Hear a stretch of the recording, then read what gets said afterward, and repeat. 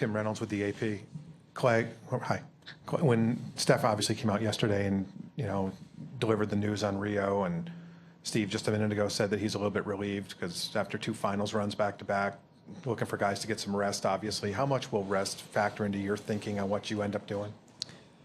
I hope to play for Team USA. I mean, it would be a great honor. Just thinking about the Olympics gives me butterflies, just because that's a dream always had as a kid. I figure when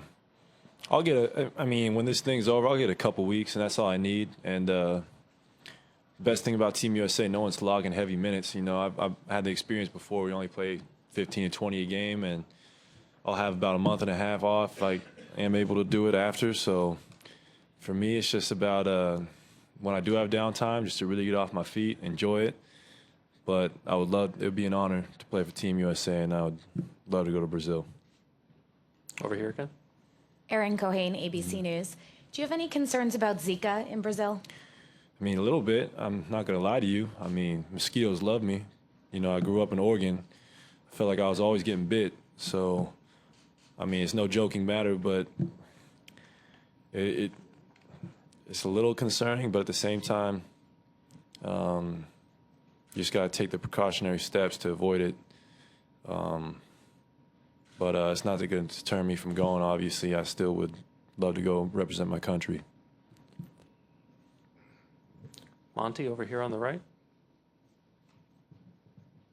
Monty Poole, CSN Bay Area. Klay, you guys have lost 4 consecutive Game 3s dating back to last year, all on the road. Mm-hmm. Anything that you can see that sort of you can point to and say, here's why, and explain it? Not really.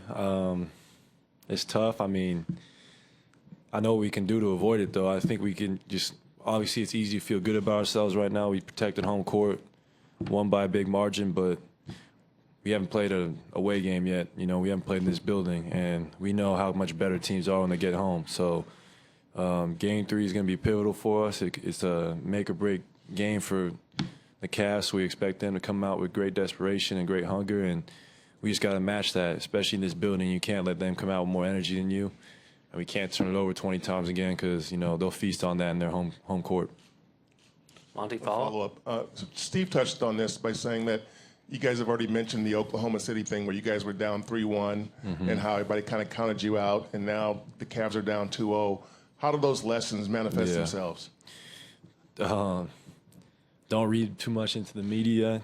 Don't be on Twitter all the time. Don't be on the internet. It's just going to either inflate your ego or you're going to feel bad about yourself. So you got to stay away from that as much as possible, and you just got to keep your mind on the task at hand. That's, trying to come in here and steal one, because I'll tell you now, this team's not going to lay down just because they're down 2-0.